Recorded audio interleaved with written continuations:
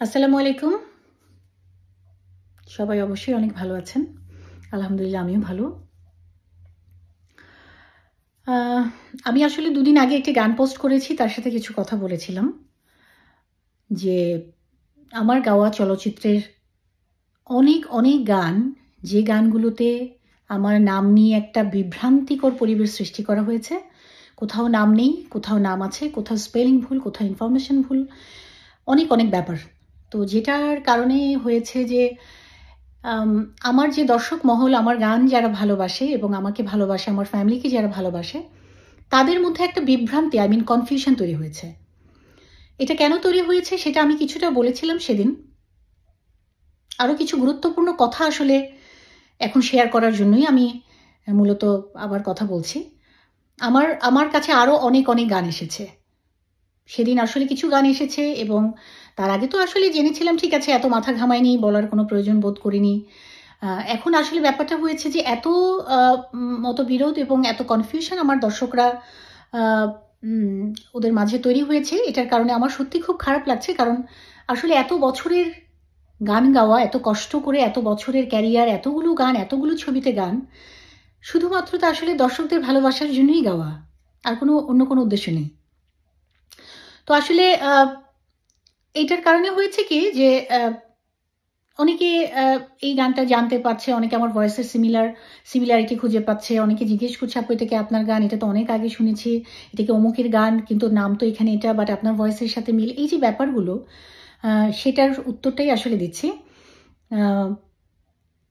তো আমার নামটা আসলে কোথাও ব্যবহার করা হয়েছে নাজমিন মিমি।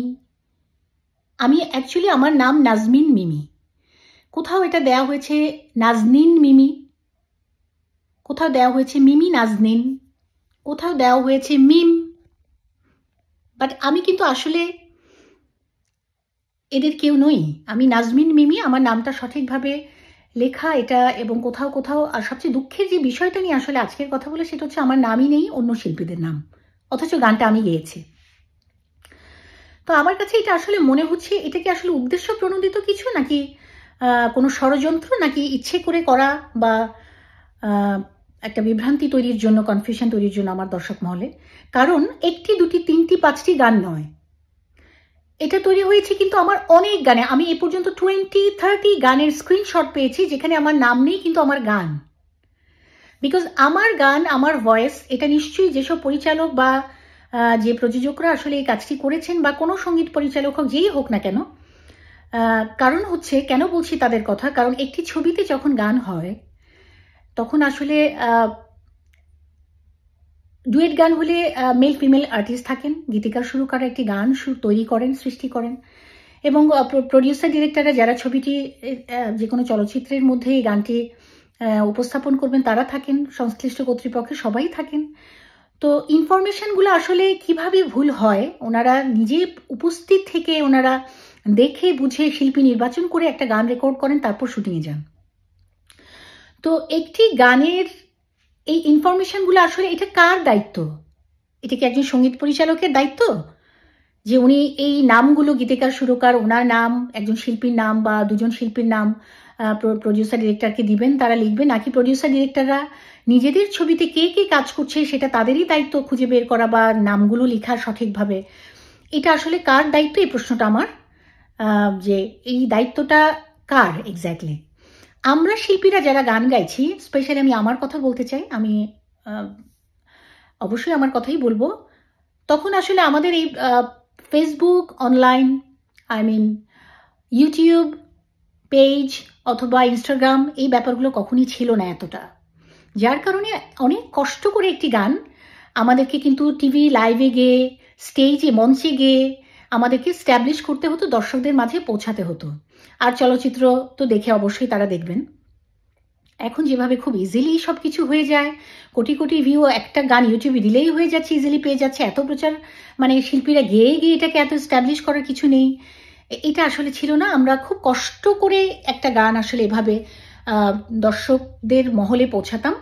তো সেই কষ্টটা, এত কষ্ট করে, এত স্যাক্রিফাইস, এত সাধনা করে যখন এভাবে একটা গান গাওয়া হয়, আর যখন আপনি দেখবেন আপনার নামটাই নেই সেখানে, বা আপনার নামের স্পেলিংটাই ভুল, তাহলে এর থেকে দুঃখের ব্যাপার বা কষ্টের ব্যাপার কিছুই থাকতে পারে না। এটা আসলে সচেতন কোনো মহল হলে বা অন্য কোনো জায়গায় অন্য কোনো দেশে হলে কিন্তু এই ব্যাপারটা কখনোই হতো না, হলেও কিন্তু এটার জন্য যথেষ্টভাবে কিন্তু আইনানুগ ব্যবস্থার ব্যাপারও আছে। এবং আমি জানি আমার ক্ষেত্রে যে ব্যাপারটি হয়েছে, অসংখ্য গানে এই ভুল, তো এই ভুলটি হলে অন্য কোনো শিল্পীর জায়গায় যদি এটা হতো বা তাদের নামের জায়গায় যদি এটা হতো, ডেফিনেটলি তারা তাদের ব্যবস্থাটা গ্রহণ করতেন। সেক্ষেত্রে দেখেন কতটা সম্মান এবং রেসপেক্ট থাকলে আসলে এইসব বিষয়গুলোকে বারবার বলার পরেও এটা হয়নি, যার কারণে আসলে কিছু কথা আজকে বলা। এটা কি আসলে আমার নাম মুছে ফেলার জন্য বা কোনো ষড়যন্ত্র বা ইচ্ছে করে কোনো কিছু, নাকি আমার তো একটা প্রশ্ন আছে যে কোনো সঙ্গীত পরিচালক বা যদি সেটা প্রডিউসার ডিরেক্টররা ফিল্মের হন, ওনাদের যদি মনে হয় যে একটা শিল্পীর নাম, সেটা মেল হোক ফিমেল হোক, তার নামটা লিখতে ওনাদের ইনফরমেশন দিতে ইউটিউবে গানটা যখন আপলোড করছেন বা সোশ্যাল মিডিয়াতে দিচ্ছেন, তখন যদি এতটা কষ্ট হয়ে থাকে বা এতটা যদি পরিশ্রম মনে হয়, তাহলে আপনারা একটা কাজ করেন না, এই গানগুলো আপনারাই গেয়ে দেন না। আপনাদের নাম তো যেহেতু আছে, সেই একই নামে আমার মনে হয় এটা কাভার হয়ে যাবে। শিল্পীদের আর কষ্ট করে গান গাইতে হলো না, ওদের নামটাও আপনাদেরকে কষ্ট করে দিতে হলো না, এটা আমার মনে হচ্ছে। আর কি বলবো, আসলে নতুন করে পরিচয় করিয়ে দিতে হয় আমাকে এখন যে এই গানটি আমার বা এই গানটি আমি গেয়েছি, আমার নামটা নেই। এই লজ্জাটা কার, দায়ভারটা কার? দেখেন, শত শত গান আমি বাংলা চলচ্চিত্রে গিয়েছি, আমার 19-20 বছরের ক্যারিয়ার। সঙ্গীত পরিচালকরা বা যারা যারা আমাকে দিয়ে গাইয়েছেন এত বছর ধরে, ছবির পরিচালক বা প্রযোজক, তারা তো কেউ অস্বীকার করতে পারবেন না যে এটা আমার গান না। তো কেন আপনারা অন্য কোনো শিল্পীর নাম সেখানে দিচ্ছেন? এটার উদ্দেশ্যটা কি আসলে? এগুলো চেক করা উচিত আপনাদের, এগুলো সচেতন হওয়া উচিত। তো কনফিউজড, মানে দর্শকরা যেন কনফিউজ না হয়, এটা আমাদের সকলের দায়িত্ব। আর এত সুন্দর সুন্দর গান আসলে গেয়েছি, খুব কষ্ট লাগে, খুব কষ্ট লাগে। সবসময় আমি আর্টিস্টদের, আমার সাথে যিনি গেয়েছেন বা ছবিটির সঙ্গীত পরিচালককে, এই মুভিটির পরিচালককে, প্রযোজককে আমি কিন্তু সবসময় চেষ্টা করেছি এই নামগুলো মেনশন করতে, নামগুলো জানাতে। আমার টিভি লাইভগুলো যারা রেগুলার দেখেছেন, যারা আমার স্টেজ দেখেছেন সবসময়, তারা বলতে পারবেন।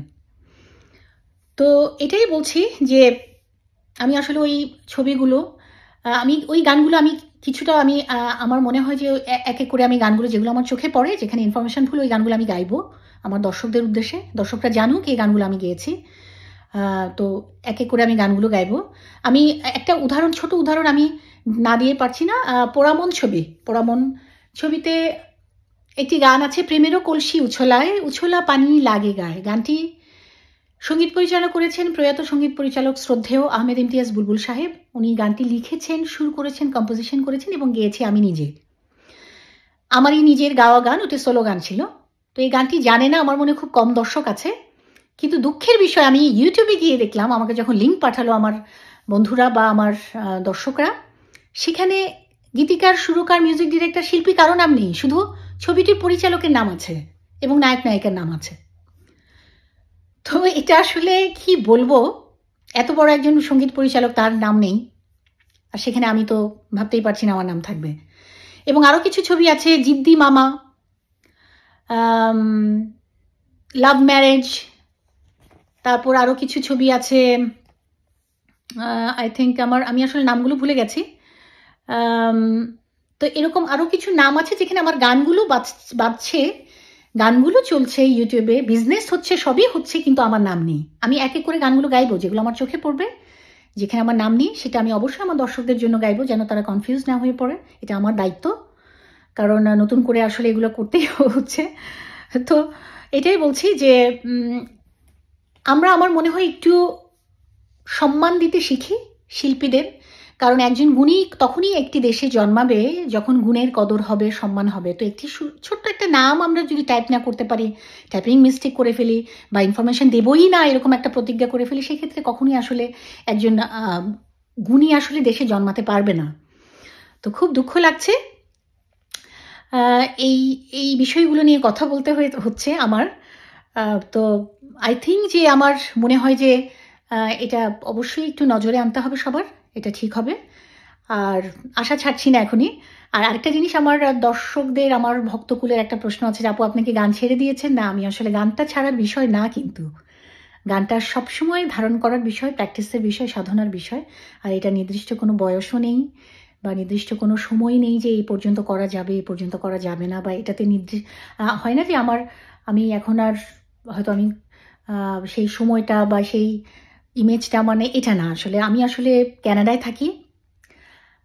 আমি এখানে থেকে আসলে ওভাবে আমার হয়তো কন্টিনিউ আমার চলচ্চিত্রের গানটা গাওয়া হচ্ছে না, তবে সামটাইমস আমি আপনাদের কাছাকাছি আসার চেষ্টা করি ফেসবুকের বদৌলতে।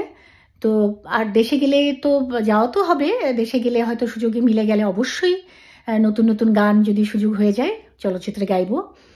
আর আমি পাশাপাশি ট্রাই করবো যে আমার যেসব অ্যালবামের গানগুলো আছে এবং আমার চলচ্চিত্রের অসংখ্য গান, শত শত গান গেয়েছি আপনাদের জন্য, সেই গানগুলো আপনাদেরকে মাঝে মাঝে একটু শোনাবো। কারণ যে কনফিউশনটা তৈরি হয়েছে যে কারণ আমার ভয়েস দর্শকদের মাঝে, আমার ভালোবাসার দর্শকদের মাঝে আমার ভয়েস, আমার গান, আমার সুর, আমার আইডি, আমার আইডেন্টিটি, আমার রেকগনাইজেশন। সো এটা আমি কখনোই আসলে হাতছাড়া করতে চাই না। আমি আপনাদের ভালোবাসা পেয়েছি, আরও চাই। আমার জন্য সবাই দোয়া করবেন ইনশাল্লাহ। আর অবশ্যই সবাই ভালো থাকবেন। আবার কথা হবে, দেখা হবে।